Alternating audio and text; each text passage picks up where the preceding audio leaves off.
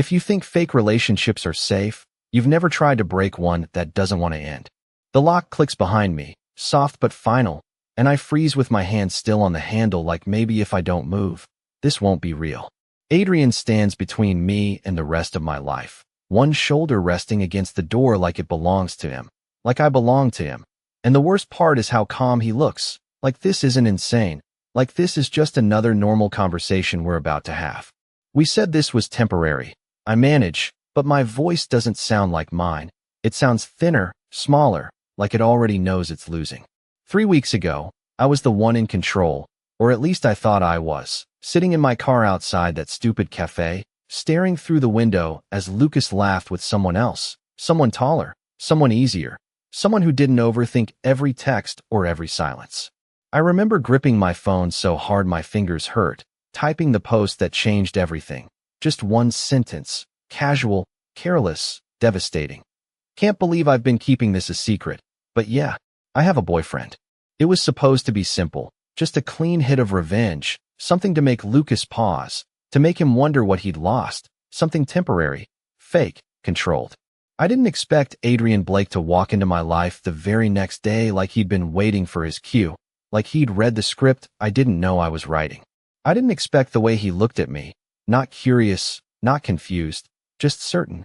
You need someone convincing, he'd said, like we were discussing the weather, like offering to become my boyfriend was the most logical solution in the world, and I should have asked why. I should have walked away. I should have done 100 smarter things, but instead I said yes because I was angry and hurt and desperate to feel like I'd won something. At first, it worked too well. The smiles, the photos, the way Adrian's hand would settle at my back in public, steady and warm, guiding me like he knew exactly where I was supposed to be. And every time Lucas saw us, every time his expression flickered just slightly, I told myself it was worth it, that this was all just a performance, that I could stop anytime I wanted.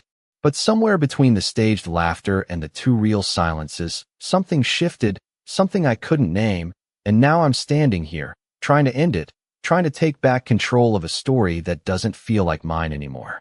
Adrian, we're done, I say, forcing the words out, forcing them to be real, but he just watches me, eyes steady, unreadable, and then he steps closer, not fast, not threatening, just inevitable, like gravity pulling everything down. You're the one who wanted this, he says quietly, and his hand finds my wrist, not tight, not painful, just there, anchoring me in place, and my pulse stutters under his touch like it recognizes something I don't want to understand. I wanted a fake relationship, I whisper, and he tilts his head slightly, studying me like I've said something almost interesting. And I gave you one, he replies, voice smooth, controlled, and then, softer, closer. I just never said it would stay fake. My breath catches, just for a second, just long enough to realize that somewhere along the way, the line between pretending and real didn't just blur, it disappeared. I should pull my hand away, but I do not. And that is the first mistake I actually notice in real time. The moment stretching thin between us like something fragile and dangerous. Because if this were still fake, if this were still a performance, I would laugh it off, make a joke, step back and remind him and myself that none of this is real, but my body does not listen. It stays, pulse unsteady, breath caught somewhere too high in my chest. You are making this weird, I say, trying for light, trying for control, but the words land wrong. Too sharp, too honest, and Adrian's gaze does not shift, not even a little. He does not look offended, or confused, or even surprised, just patient, like he has already waded through this version of me before. No, he says quietly, you are realizing it is not what you thought. The room feels smaller suddenly, like the walls moved in while I was not paying attention, and I become painfully aware of everything at once, the faint hum of the air. Conditioner, the city noise 12 stories below, the warmth of his hand still loosely around my wrist, not forcing, not trapping, just there, like a fact I cannot ignore. I swallow and try again, this time more firmly. We had an agreement. That should mean something, that should ground this, make it simple again. But Adrian only studies me for a second longer before letting my wrist go, and the absence of his touch is almost worse, like stepping out into cold air after standing too close to a fire. We did, he agrees, and for a split second I feel relief, stupid, premature relief, until he adds, "You said you needed someone convincing." I open my mouth to argue, but nothing comes out because he is not wrong. And that is the problem. He has never been wrong. Not in the way he shows up exactly when I need him to. Not in the way he reads every situation like he is 3 steps ahead. Not in the way he never once hesitated when I asked him to pretend. Pretend. The word feels off now, like it does not fit anymore. I drag a hand through my hair, pacing 2 steps away, then back. Because distance does not help, nothing helps. And my thoughts keep circling the same question I have been avoiding since the second week. Since the first time his hand lingered a second too long at my back. Since the first time I forgot to check if anyone was watching. Why? I ask finally, the word slipping out before I can stop it. Adrian's brow lifts slightly, not mocking, just curious. Why what? I shake my head, frustrated, because how does he not know what I mean? Or maybe he does, and he just wants me to say it out loud, to admit it, to make it real. Why did you agree to this? My voice drops, quieter now, more honest than I want it to be. You did not even know me. The silence that follows is not empty. It is heavy, filled with something I cannot quite name, and Adrian looks at me like he is weighing something, like he is deciding how much to say, how much to let me see. You think I did not? He asks softly, and that stops me completely, my thoughts stalling, my breath catching again for a different reason this time. What is that supposed to mean? I ask, but there is already a tightness forming in my chest, a slow, creeping realization that maybe I have been the only one in the dark this entire time. Adrian takes a step closer, not enough to crowd me, just enough that I can feel the shift, the change in the air between us, and his voice lowers slightly, steady, certain. It means, he says, this was never random for me. My stomach drops, that feeling like missing a step in the dark, sudden and disorienting, and I let out a small, disbelieving laugh because that is easier than admitting I might be in something I never agreed to. You are joking, I say, but it does not sound like a joke, and he does not smile, does not soften, just watches me with that same calm intensity that made me trust him in the first place, and now makes me question everything. You needed a story, Adrian continues, like he is explaining something simple, something obvious, and I needed you. The words settle between us, quiet and heavy, and for the first time since this started, I am not thinking about Lucas, or revenge, or pretending.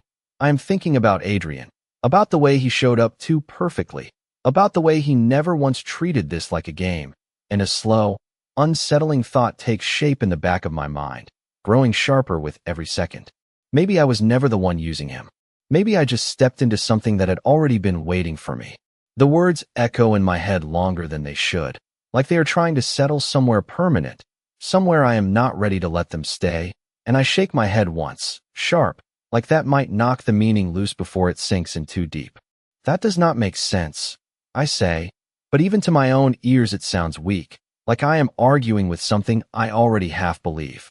Adrian does not move, does not push, just watches me with that same quiet certainty that makes everything feel heavier than it should, like gravity works differently around him. It does, he replies, calm as ever, and I hate that tone. I hate how steady it is, how it does not give me anything to fight against. I take a step back, then another, putting space between us like distance might bring clarity, like if I can just get far enough away I will remember how this was supposed to go. Fake. Simple. Controlled. You needed me? I repeat, the words catching awkwardly in my mouth because they feel too big, too intentional, like they belong in a story I did not agree to be part of. For what exactly? He tilts his head slightly, considering me, and for a second I think he might actually answer, might finally give me something concrete to hold on to, but instead he says, you already know. And that is worse, because I do not know, not really, but something in me reacts anyway, something instinctive, uneasy, like a memory I cannot quite access but cannot ignore either.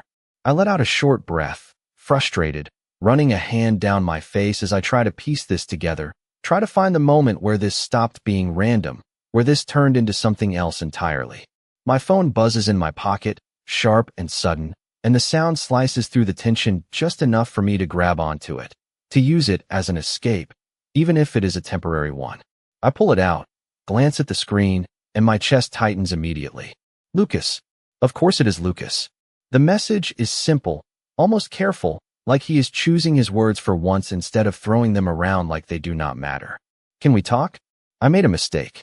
I stare at it longer than I should, longer than I want to admit, and I feel it, that familiar pull, not strong, not overwhelming, but there, like a habit I have not quite broken yet. Before I can stop myself, before I can think it through, I say, he wants to meet. The words hang in the air between us, and I do not have to look up to feel the shift, subtle but undeniable, like the temperature in the room just dropped a few degrees. Adrian does not react right away, and somehow that is worse than if he had, because the silence stretches, deliberate, controlled, and when I finally do look at him, his expression has not changed, not obviously, but there is something different in his eyes, something sharper, more focused. And you are considering it, he says, not a question, just a statement, and I hate that he knows me well enough already to say it like that. It is just a conversation. I reply quickly, defensive without meaning to be, because I do not want this to turn into another thing I have to justify, another decision that somehow feels like it belongs to him. It does not mean anything. Adrian takes a slow step forward, closing the distance I just created, not rushing, not forcing, just moving like he has every right to stand where he wants, and my breath catches again, traitorous, predictable. Everything means something, he says quietly, and his gaze drops briefly to my phone before returning to my face, steady, unreadable, especially when you pretend it does not. I tighten my grip on the phone, my thoughts tangling, because he is not wrong. He keeps not being wrong, and that is starting to feel less like coincidence and more like a problem I do not know how to solve. You do not get to decide that, I say, forcing the words out, forcing some kind of boundary back into place, even if it feels thin and fragile. This was supposed to be my choice. Adrian studies me for a long second, and then, slowly, he nods, like he is acknowledging something important, something real, and for a brief moment I think maybe this is it. Maybe this is where it resets, where we step back into something safer, something defined. Then choose, he says, voice low, even, and something in my chest loosens just enough for hope to slip in, small and cautious. But then he adds, softer, closer, just do not pretend you are choosing without me. And just like that, the line I have been trying to redraw blurs again, and I realize with a slow, sinking certainty that this is no longer about ending something fake. This is about figuring out whether I am already too deep inside something real to walk away at all. I do not answer him right away, and that silence feels louder than anything I could say, stretching between us until it almost hums, until I can feel it in my chest like a second heartbeat that is not mine alone anymore. My thumb hovers over Lucas's message, the screen glowing faintly in my hand. Waiting, patient in a way that feels eerily similar to the man standing in front of me. Just a conversation, I repeat under my breath, like saying it enough times might make it true, like it might shrink this decision back down into something simple and harmless. But nothing about this feels simple anymore. Not the way Adrian is watching me, not the way my thoughts keep circling back to him instead of Lucas, not the way my chest tightens when I imagine walking out that door without him. I hate that. I hate that more than anything. 3 weeks ago, this would have been easy. I would have grabbed my jacket, texted back a quick yes, and left without a second thought, because back then, everything still revolved around Lucas, around what he did, what he thought, what I needed him to regret. But now it feels like stepping backward into something smaller, something I have already started to outgrow without realizing it. You are not saying no, Adrian says quietly, and I glance up, irritation flaring because he is doing it again, reading me like I am not even trying to hide. I did not say yes either. I shoot back, but it sounds defensive, and we both know it. He takes another step closer, closing the space until I can feel the warmth of him again, not touching, just there, and my body reacts before my mind can catch up, breath catching, shoulders tensing, awareness sharpening in a way that feels unfair. You are hesitating, he continues, voice calm, measured, like he is explaining something inevitable. That means you still care. The words hit harder than they should, because they are too close to something I do not want to admit, not out loud, not even to myself. It means I am a decent person. I counter, forcing a small, tight laugh that does not quite land. People talk. They get closure. That does not mean anything else. Adrian watches me for a long second, and then, slowly, he nods, like he is accepting that explanation even if he does not believe it, and somehow that is worse than if he had argued. Then go, he says simply. The words catch me off guard, sharp and unexpected, and for a second I just stare at him, waiting for the catch, waiting for the part where he stops me again, where he tells me I cannot, where he reminds me that I do not get to leave. But he does not move. He just steps slightly to the side, enough to clear the path to the door, and suddenly the space between us feels wider than it did before, colder, like something important just shifted out of place. Go talk to him, Adrian adds, tone even, unreadable, and I feel something twist in my chest that I cannot quite name. This is what I wanted, is it not? A choice. Freedom. Control. So why does it feel like I am the one being left behind instead? I take a step toward the door, then stop, my hand hovering near the handle again. And the moment feels eerily familiar, like I have been here before, caught between leaving and staying, between what I thought I wanted and something I do not fully understand yet. And when I come back, I ask, the question slipping out before I can stop it, and that is when Adrian finally looks at me differently, not calm, not distant, but focused, intent, like this is the part that actually matters. If you come back, he corrects softly, and that small change lands heavier than anything else he has said tonight. My grip tightens slightly, my pulse picking up again, and I realize with a quiet, unsettling clarity that this is not about Lucas anymore, not really. This is about what I choose next, and what that choice says about everything I have been pretending not to feel.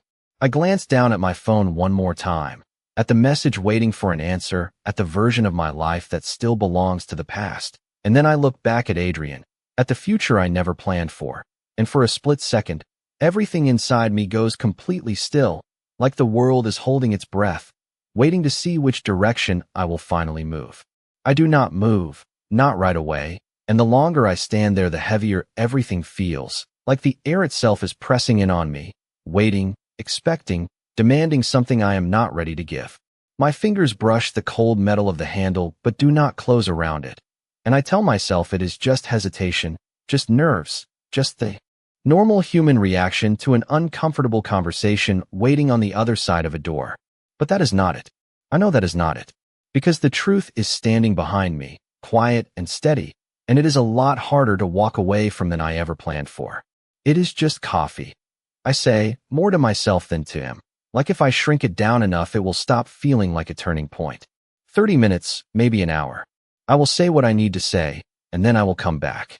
The last part slips out before I can stop it, and the second it does, I feel it, the shift, subtle but sharp, like something has just been acknowledged out loud that I was not ready to admit, even in my own head. I will come back. Adrian does not react immediately, but I see it. The way his gaze settles on me, just a fraction deeper, like he is holding on to that one sentence more than anything else I have said tonight. Then go, he repeats. But softer this time, less like permission and more like confirmation, and somehow that makes it harder, not easier. I force my hand to close around the handle, force myself to turn it, to step forward, to do the thing I have been telling myself I still want. The hallway outside feels too bright, too open, like stepping out of a contained space into something undefined, and for a second I almost turn back, almost say forget it, almost pretend none of this matters as much as it suddenly does. But I do not. I walk. Each step feels louder than it should, echoing in my ears, and I keep waiting for something to pull me back, for Adrian to call my name, to stop me, to give me a reason to stay without me having to choose it myself. But he does not. Of course he does not. Because he never forces. He just is. And somehow that is harder to resist than anything else. By the time I reach the elevator, my thoughts are a mess of contradictions, half-formed decisions, and second guesses that keep overlapping until I cannot tell which one is real anymore. I glance down at my phone again, at Lucas's message, and for the first time, it does not hit the same way. It does not spark that sharp, familiar ache, that need to prove something, to fix something, to go back and rewrite what already happened. It just feels distant, like a chapter one remember reading, but do not feel the need to return to. The elevator doors slide open with a soft chime, and I step inside, pressing the button for the lobby with a hand that feels steadier than I expected. As the doors close, I catch my reflection in the mirrored panel, and for a moment I just stare at myself, trying to recognize the person looking back. 3 weeks ago, I would have been nervous, rehearsing what I was going to say, what I was going to wear, how I was going to make Lucas regret everything. Now, all I can think about is whether I am making a mistake walking away from someone who never asked me to stay, but somehow made me want it anyway. The elevator begins to move, a smooth descent that feels slower than usual, and I lean back slightly, exhaling a breath I did not realize I was holding. It is just a conversation. I repeat again, softer this time, but the words sound different now, less convincing, like even I am starting to question them. Because if it is really just a conversation, then why does it feel like I am choosing between two completely different versions of my life? And more importantly, why does only one of them feel like something I might actually want to keep? I step out into the evening air, and it hits me all at once. The cool breeze, the distant hum of traffic, the faint smell of street food from a cart down the block, all of it too normal for something that suddenly feels anything but ordinary. My feet move on autopilot, carrying me toward the cafe Lucas suggested, 3 blocks away, a place we used to go all the time, back when everything between us still felt easy, or at least easier than whatever this is now. The walk should take 5 minutes, maybe less, but it stretches, every step filled with thoughts I cannot quite organize, every second pulling me further away from Adrian and closer to something I thought I wanted. The closer I get, the more I notice how familiar everything is, the flickering sign above the entrance, the worn edges of the sidewalk, the same table by the window where Lucas always liked to sit, and something in my chest tightens, not with longing, not exactly, but with the weight of memory, of everything that used to matter so much. I push the door open and the bell above it rings softly, the sound sharp in the quiet space. And there he is, already seated, already waiting, like he always did when he wanted to look like the one in control. Lucas looks up the second I walk in, and for a moment, just a moment, something flickers across his face, something close to relief, and I hate that I recognize it so easily. "Ethan," he says, standing up quickly, like he is not sure if he should hug me or keep his distance, and the hesitation is new, unfamiliar, almost strange. "Hey," I reply, keeping my voice even, neutral, like this is just another conversation, like my heart is not beating a little faster than it should.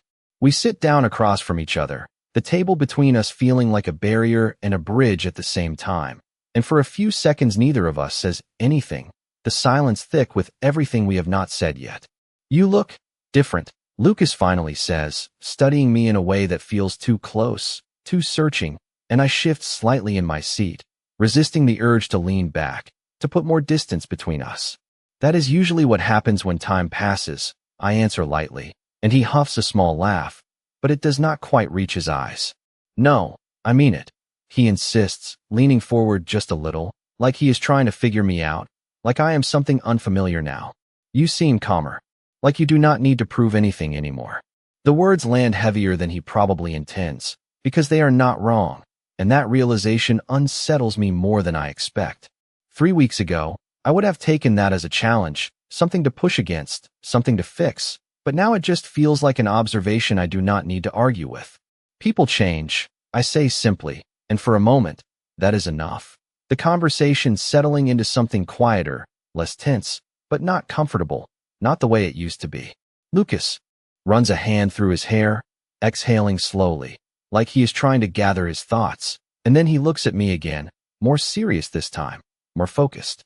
"I made a mistake," he says, the words coming out steady but careful, like he practiced them, like he knows they matter. "Leaving you. I thought I needed something else, something easier, but it was not right. None of it felt right without you." I listen, really listen, and I wait for it. That familiar pull, that instinct to soften, to give in, to go back to something known and predictable. But it does not come, not the way it used to. Instead, there is just a quiet awareness, a sense of distance that I cannot ignore. "Lucas," I start, my voice steady in a way that surprises even me. And as I say his name, I realize something important, something I have been circling around without fully seeing it until now. The version of me that needed him to say this, that needed this moment to feel like a victory, is not the version of me sitting here anymore. And for the first time since I walked in, I am not thinking about what I lost. I am thinking about what I might already have. You do not miss me, I say before I can stop myself, and the words land between us sharper than I expect, cutting clean through whatever version of this conversation Lucas thought we were about to have. He blinks, caught off guard, his expression shifting in a way that used to make me second-guess everything, used to make me soften, but now it just looks like hesitation, like uncertainty he is not used to feeling. That is not fair, he replies, leaning forward slightly, his voice low, controlled, like he is trying to keep this from slipping out of his hands. You cannot tell me what I feel. I hold his gaze for a second, steady, and it is strange how easy that is now, how I am not searching his face for reassurance or approval, how I am not bracing for the moment he pulls away. You do not miss me. I repeat, quieter this time, not as an accusation, just a fact I am finally willing to say out loud. You miss the version of me that made things easier for you. The silence that follows is different from before, heavier, more honest, and I see it. The way his jaw tightens slightly, the way his fingers tap once against the table before going still again. That is not true, he insists, but there is a crack in it now, something uncertain that was never there before. I know I messed up, Ethan, I know that, but I am trying to fix it. Fix it. The phrase lingers, familiar and uncomfortable, and I realize how many times I used to wait for that, for him to notice, to care enough to want to fix things, to choose me again. But sitting here now, it does not feel like relief. It feels like something arriving too late. Why now? I ask, not accusing, just genuinely curious, because that question matters more than anything else he has said so far. Lucas exhales, running a hand through his hair again, slower this time, like he is searching for the right answer instead of the easiest one. Because I saw you, he says finally, meeting my eyes again, and there is something real there, something honest that makes me pause despite myself. With him, you looked happy. Not the kind of happy where you were trying to prove something, just happy. And I realized I had that once, and I let it go. The words settle in my chest, not sharp, not painful, just quiet. And for a moment, I let myself sit with them, let myself acknowledge that there was something between us once, something worth missing, something that mattered. But it is not the same as wanting it back. His name is Adrian, I say, almost automatically, and the moment the name leaves my mouth, something shifts again, subtle but undeniable, like I just brought him into this space without meaning to. Lucas's expression changes slightly, something flickering across his face, curiosity, maybe even a hint of something sharper, but he covers it quickly. Right? He says, nodding once. Adrian, your boyfriend. There is a question buried in the word, one he is not quite asking directly, and I feel it, that old instinct to explain, to clarify, to make things easier, but I stop myself. Because I do not actually know how to define it anymore. Yeah, I answer instead, simple, neutral, and somehow that feels more honest than anything else I could say. Lucas watches me for a moment longer, like he is trying to read between the lines, like he is waiting for something more, but I do not give it to him. I just sit there, steady, present, and for the first time since we started talking, I am not thinking about how to fix this, or how to respond in the right way, or how to manage his expectations. I am just here, and that changes everything. So that is it? He asks after a second, his voice quieter now, less certain than before. You are just going to move on like this? I consider the question, really consider it, because it deserves more than a quick answer, more than something reactive or defensive. And as I sit there, I realize that this is the moment, the actual turning point, not the message, not the meeting, but this choice right here. I think, I say slowly, choosing each word carefully, I already did. And as soon as I say it, I know it is true, not because I forced it, not because I wanted it to be, but because somewhere along the way, without even realizing it, I stopped looking back. Lucas does not respond right away, and that silence feels different now, not tense, not waiting to be filled, just empty, like whatever was supposed to be here between us has already faded out without either of us noticing when it happened. He leans back slightly in his chair, studying me like he is seeing something he cannot quite place, and for the first time since I walked in, he looks unsure, not just about what to say, but about me, about us, about everything he thought he understood. You really mean that, he says finally, and it is not a question, just a quiet realization that settles between us with more weight than anything else he has said tonight. I nod once, not dramatic, not final, just honest, and it is strange how steady that feels, how there is no second wave of doubt crashing in after it, no urge to take it back or soften it into something easier. It just is. Lucas exhales slowly, his gaze dropping to the table for a second before returning to me, and I can see it now, the shift, the way this conversation is slipping out of his control in a way he is not used to. So that is it? He asks again, softer this time, like he is testing the shape of the answer, hoping it might change if he says it differently. There is nothing left. I consider that for a moment, not because I am unsure, but because I want to answer it right, not rushed, not careless, but clear. There was something, I say, and the words feel important, grounding, like I am acknowledging a part of my life that mattered without letting it define what comes next. And it was real, but it is not this anymore. I gesture lightly between us, not needing to explain further, because I can see in his expression that he understands, even if he does not like it. Lucas nods slowly, absorbing that, and for a second I almost feel bad, not because I regret the decision, but because I recognize the position he is in now, the one I used to be in, trying to hold on to something that is already slipping away.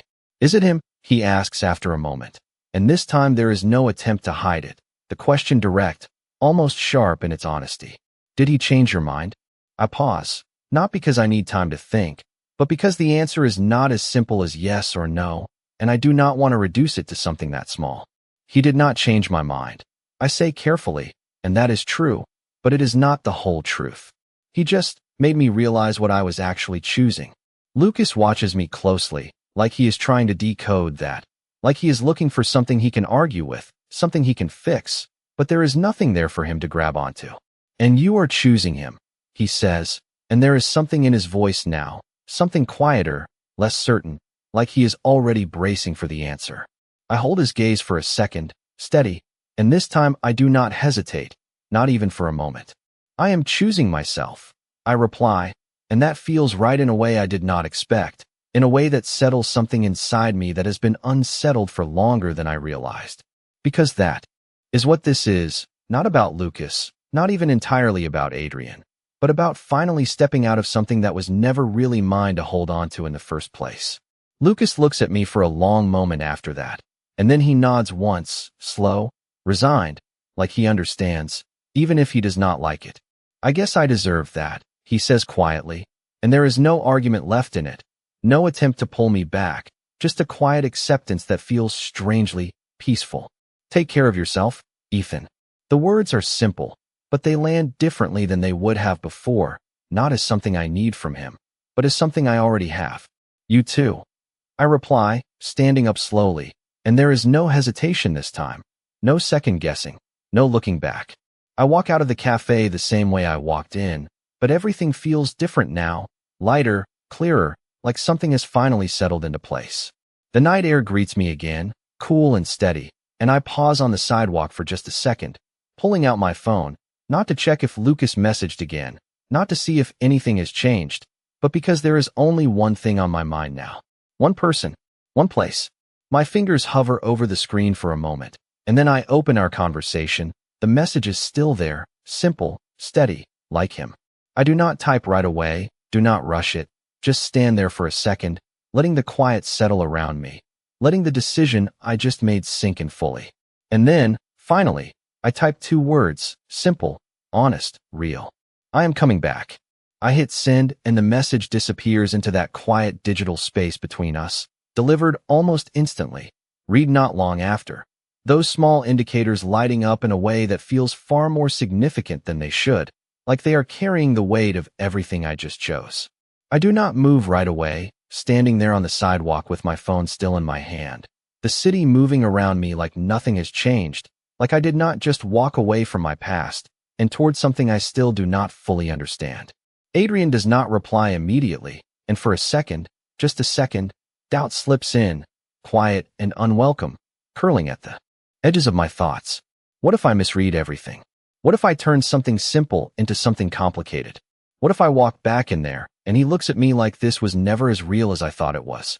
I exhale slowly, shaking my head once, because that line of thinking feels too familiar, too much like the version of me I just left behind. This is not about guessing anymore. This is about choosing. And I already did. The walk back feels different than before, faster somehow. Even though I am not rushing, my steps more certain, my mind clearer in a way that surprises me. I am not rehearsing anything this time, not planning what I will say, not trying to predict his reaction. I just want to get there. By the time I reach the building, my pulse has picked up again, not from anxiety, not exactly, but from something sharper, something closer to anticipation, and that realization alone is enough to make me pause for half a second in front of the entrance. I push the door open anyway. The lobby is quiet, the late evening crowd long gone, and I cross it quickly, heading straight for the elevator without giving myself time to second guess. The ride up feels longer this time, each floor ticking by with a soft chime that echoes in the small space, and I catch my reflection again in the mirrored panel, noticing the difference without trying. The way I am standing, the way I am breathing, the way I am not bracing for impact like I used to. When the doors slide open, I step out immediately, my focus already shifting to the end of the hallway, to the door I walked away from not long ago. It looks the same. Of course it does. But everything else feels different.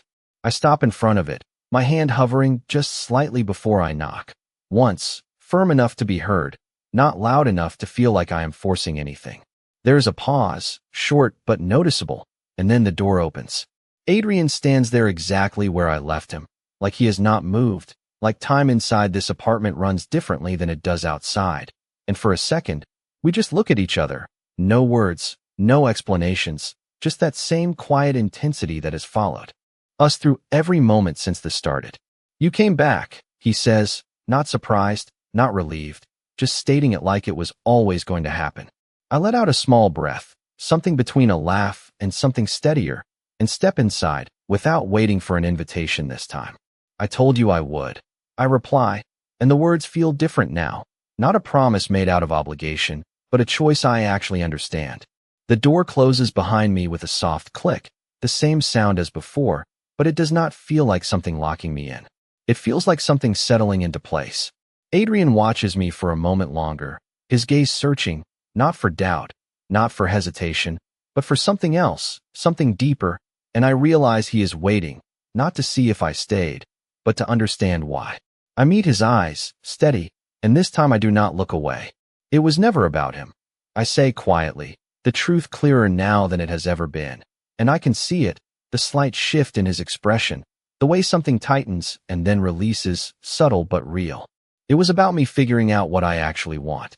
The silence that follows is not heavy this time, not uncertain, just full, like something important has been placed between us and neither of us wants to rush past it.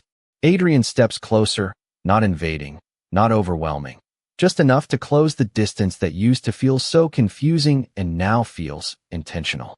And what do you want? He asks, his voice low, steady, and for once, I do not need time to think about it, do not need to overanalyze or second guess or soften the edges of my answer. I already know. I take a small breath, hold his gaze, and say it simply, honestly, without pretending. I want to stop pretending. And for the first time since this all started, that feels like the most real thing I have said. The words hang between us, quiet but undeniable, and for a moment neither of us moves, like even the air is waiting to see what happens next, like this is the exact point where everything either settles into something real or falls apart completely. Adrian's gaze does not waver, not even slightly, and there is something in it now that was not there before, something sharper, more focused, like he is no longer observing, he is deciding. Then do not, he says finally, his voice low and steady, and the simplicity of it catches me off guard, because I expected resistance, questions, something complicated to match the way this has been building, but instead it is just that, direct and certain. I let out a breath I did not realize I was holding, my shoulders easing just slightly, but the tension does not disappear, it shifts, becomes something else, something that feels less like uncertainty and more like anticipation. It is not that simple. I reply, even though part of me knows it might be, Part of me that has been making this harder than it needs to be because that is what I am used to doing. Adrian takes another step closer, closing the remaining space between us until I can feel the warmth of him again, steady and grounding in a way that is starting to feel dangerously familiar. It is, he says, not dismissive, not impatient, just sure. And that certainty does something to me, something I cannot quite explain, something that makes it harder to hold on to all the reasons I thought this would not work. You are the one who keeps turning it into something complicated. I let out a small, almost disbelieving laugh, because he is right again, and I am starting to hate how often that happens. Maybe because it is complicated.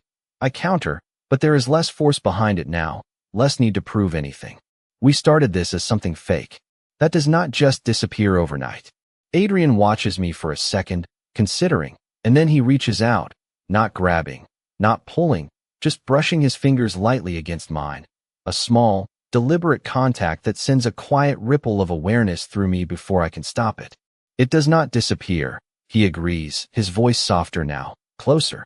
It changes. The word lingers, settling somewhere deeper than I expect, and I realize that is exactly what this has been doing the entire time, shifting, evolving, becoming something neither of us fully defined, but both of us felt anyway. You felt it. He continues, not asking, just stating, and I inhale slowly because denying that now would be pointless, and more importantly, it would not be true. I think about the way his hand always found the small of my back in public, the way he never hesitated, the way everything about him felt steady when everything else felt uncertain, and I realized that none of that ever felt like pretending. Not really. Yeah, I admit quietly, and saying it out loud feels like crossing a line I cannot uncross, like stepping fully into something I have only been hovering at the edge of until now. Adrian's expression shifts just slightly, not dramatic, not overwhelming, just enough to show that it matters, that this matters, and that realization lands heavier than anything else. Then stop acting like you have to go back to something that already ended, he says, and there is no pressure in it, no demand. Just a quiet confidence that makes it feel less like he is telling me what to do and more like he is reminding me of something I already know. I look at him, really look at him, and for the first time I am not trying to figure him out, not trying to understand his angle or his motives. I am just seeing him as he is, steady, present, real in a way that feels both grounding and unsettling at the same time. And what about you? I ask after a moment, because this is not just about me, not anymore. Not if this is actually real. You said this was not random for you. So what does that mean? Adrian does not look away, does not hesitate, and that alone tells me more than anything else could. It means, he says slowly, like he is choosing the words carefully but not avoiding them. I was not pretending either. The statement settles between us, heavier than anything that came before it, and I feel it. The shift. The moment where everything aligns in a way that makes it impossible to go back to how things were. Because this is no longer about what we said at the beginning or what this was supposed to be. This is about what it became, and more importantly, what we are willing to do with that now. The words settle into the space between us, quiet but absolute, and for a moment everything feels suspended, like time itself has. Slowed just enough for me to actually feel what this means instead of running from it like I usually would. He was not pretending. Not at the beginning, not in the middle, not now. And suddenly, all those moments I brushed off, all the times I told myself it was just part of the act, they shift, take on a different weight, a different meaning that I can no longer ignore. You knew. I say slowly, not accusing, not yet, just trying to understand the shape of this, because it feels bigger than I expected, more intentional than I was prepared for. Adrian does not look away, does not flinch, just holds my gaze like he has nothing to hide, like he has been waiting for me to ask this exact question. I knew enough, he replies, calm as ever. But there is something underneath it now, something more grounded, more real than the controlled distance he kept before. I let out a small breath, running a hand through my hair as my thoughts start catching up all at once, connecting pieces I did not realize were connected before. That day, I say, more to myself than to him. When you showed up, it was not random. It is not a question, and he does not treat it like one. No, he confirms, simple, direct, and something in my chest tightens, not in fear, not exactly, but in the realization that this has been unfolding on a timeline I was never fully aware of. So what? You just waited? I ask, and now there is a sharper edge to it. Not anger, but something close, something defensive, because this means I was not the only one making decisions, not the only one shaping what this became. Adrian takes a step closer, not to corner me, not to control, just enough to make sure I am still looking at him, still here in this moment, instead of retreating into my own head. I paid attention, he says instead, and that answer lands differently than I expect, softer, more deliberate, like it carries more weight than the question I asked. There is a difference. I open my mouth to argue, to push back, but the words stall, because part of me understands exactly what he means, and that part is louder than I want it to be. You could have said something. I manage after a second, my voice quieter now, less sharp, more uncertain. Before all of this, Adrian watches me carefully, like he is choosing how much to say, how much to give me at once, and then he shakes his head slightly. You were not ready to hear it, he says, and there is no judgment in it, no accusation, just a simple truth that lands deeper than anything else he has said tonight. I blink, caught off guard, because I know that is true. I know exactly how I would have reacted if he had approached me before, if he had said any of this when I was still focused on Lucas, still trying to prove something to someone who was already gone. I would have brushed it off, laughed it away, maybe even pushed him out of my life before he had a chance to step into it. And realizing that now feels unsettling. So you waited until I was desperate enough to say yes to anything. I say, but the accusation falls flat even as I say it, because that is not what this feels like, not really. Adrian's expression shifts slightly, just enough to show that the wording matters, that he is paying attention to how I frame this. I waited until you stopped looking backward. He corrects quietly, and that lands somewhere deeper, somewhere I cannot easily dismiss or argue against. The room falls quiet again, but it is not heavy this time, not tense, just full of everything that has been said and everything that still has not. I look at him, really look at him, and for the first time I see it clearly, the consistency, the patience, the way he never forced anything but never stepped back either, like he trusted that I would eventually catch up to something he already understood. You are, I start, then stop, because I am not sure what word fits here, not manipulative, not controlling, not distant, just intentional in a way that is both steady and impossible to ignore. Adrian tilts his head slightly, waiting, giving me space to finish, but I do not, because I am still figuring it out myself. Instead, I let out a small breath and shake my head once, a quiet admission that I do not have all the answers yet, that I might not need them right now. This is a lot, I say finally, honest in a way I have not been before, and he nods once, like that is enough, like he is not expecting me to resolve everything in a single moment. It is, he agrees, and then, softer, more grounded. But it does not have to be complicated unless you make it that way.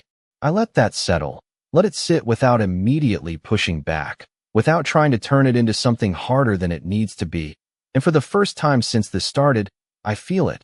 Not clarity exactly, but something close, something steady enough to stand on. Because maybe this is not about figuring out every detail, every intention, every step that led us here.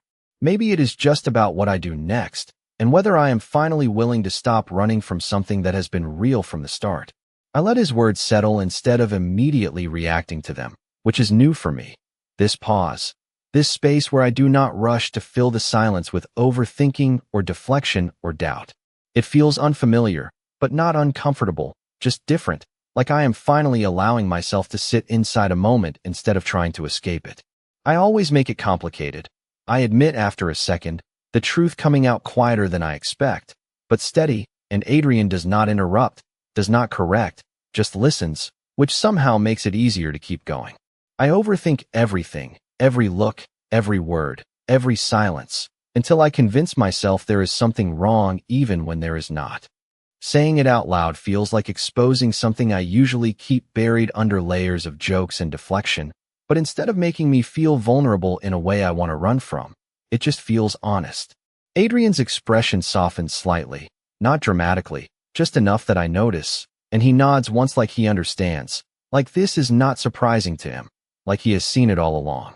I know, he says simply, and there is no judgment in it, no frustration, just quiet acknowledgement that lands in a way I did not expect. I let out a small breath, my shoulders easing a little more, and I realized something important in that moment, something I have not allowed myself to fully see. Until now. You never tried to fix that, I say, looking at him more closely, tracing back through every interaction, every moment we shared. You never told me to stop or made me feel like I was too much. Adrian tilts his head slightly, considering that, and then he shakes his head just once. Because you are not, he replies, and the simplicity of it catches me off guard again. The way he says it like it is obvious, like it never needed to be questioned in the first place. Something tight in my chest loosens at that, something I did not realize I had been holding on to for a long time, and I have to look away for a second, just to steady myself, just to process what that actually means. Most people do not think that, I say quietly, more to myself than to him, because it is easier to believe that I am difficult, that I am too much, than it is to accept that maybe I just have not been around the right people. Most people are not me, Adrian answers, and when I look back at him, there is something different in his expression now, something more open, more direct, like he is not holding anything back in this moment. The room feels quieter, not empty, just settled, like everything that needed to be said is finally out in the open, and now it is just a matter of what we do with it. I take a small step closer without really thinking about it, closing the space between us that used to feel uncertain and now feels intentional, like I am choosing it instead of being pulled into it. So what now? I ask, not because I am unsure, but because I want to hear it, want to understand how he sees this, how he has always seen this.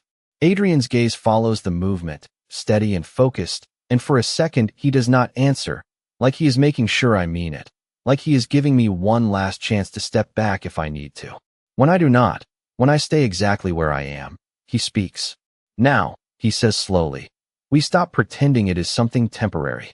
The words settle into place easily, not heavy, not overwhelming, just right, like they fit into something that has already been building between us without either of us forcing it.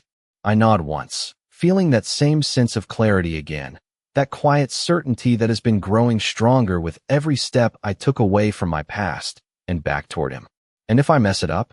I ask, because that fear is still there, not loud, not controlling, but present enough that I do not want to ignore it. Adrian's expression does not change, does not tighten or shift, just stays steady in a way that feels grounding instead of intimidating. Then we deal with it. He replies, like it is that simple, like mistakes are not something that end things but something that can be worked through, and that idea feels new, unfamiliar in the best way. I take another breath, slower this time, and for the first time since this all started, I am not thinking about what could go wrong or how this might end. I am just thinking about what it feels like right now, standing here, choosing something real without trying to protect myself from it. And that alone feels like enough to move forward. I do not rush to fill the silence after that, and neither does he. And for once it does not feel like something fragile that might break if left alone too long. It feels like something steady, something that can exist without constant reassurance, without words trying to hold it together. I take a slow breath, letting it settle deep in my chest, and I realize that this is the first time in a long time that I am not bracing myself for what comes next, not preparing for disappointment or distance or confusion. I am just here, present, and that feels new in a way that is both unfamiliar and grounding at the same time. Adrian does not step closer again, does not reach for me or try to close the space further, and that restraint, that choice to let me stand here without pressure, says more than anything else could. It is not about pulling me in. It is about letting me stay. I glance at him, taking in the small details I used to overlook, the way he holds himself steady without tension, the way his gaze stays on me without demanding anything, the way everything about him feels deliberate without ever feeling forced. And I realize that. This is what I have been circling around the entire time, not the idea of him, not the role he played in something fake, but the reality of who he is when nothing is being performed. I do not know how to do this perfectly. I say after a moment, the honesty coming easier now, less guarded, less filtered, because there is no point pretending otherwise. I am probably going to overthink things again. I am probably going to second-guess myself and say the wrong thing at the wrong time. Adrian's expression does not change, does not tighten or shift into concern, just stays calm, like this is expected, like this is not a problem that needs to be solved before we begin. Then do it. He replies simply, and the answer is so straightforward that it almost catches me off guard again. The way he does not try to smooth it out or make it sound easier than it is. Just do not pretend it means everything is falling apart. I let out a small breath that turns into something close to a quiet laugh, because that is exactly what I tend to do. Turn every small uncertainty into something bigger than it needs to be, something overwhelming that pushes me back into old patterns. You make it sound simple, I say, not dismissive, just aware of the contrast between how he sees things and how I usually do. Adrian tilts his head slightly, considering that, and then nods once. It is simple, he says, and then, after a brief pause, adds, it is just not easy. That lands differently, not dismissing the difficulty, not minimizing it, just acknowledging it without letting it take control, and I find myself nodding before I even realize it, because that makes sense in a way I cannot argue with. I take a small step closer again, closing the last bit of distance between us, not because I have to, not because he is pulling me in, but because I want to, because this feels like something I am choosing fully now instead of cautiously approaching. Okay, I say quietly, and it is not a grand declaration, not a dramatic moment, just a simple agreement, but it carries more weight than anything I have said tonight. Adrian watches me for a second, like he is making sure I mean it, like he is giving me one last chance to step back if I need to, but I do not move, do not hesitate, and something in his expression shifts, just slightly, enough to show that he understands. Okay, he echoes, and the word settles between us like something solid, something real. The room feels different now, not because anything physically changed, but because something internal did, something that makes everything feel clearer, more grounded, more certain without needing to be defined in exact terms. I glance briefly toward the door, the same door I almost walked away through not long ago, and the thought crosses my mind again, the idea of leaving, of stepping back into something familiar, something easier to understand. But it does not pull at me the way it used to. It just exists as an option I am no longer interested in taking. I look back at Adrian, at the space we are standing in, at the quiet certainty that has replaced all the confusion I started with, and I realize that this is not about proving anything, not about fixing the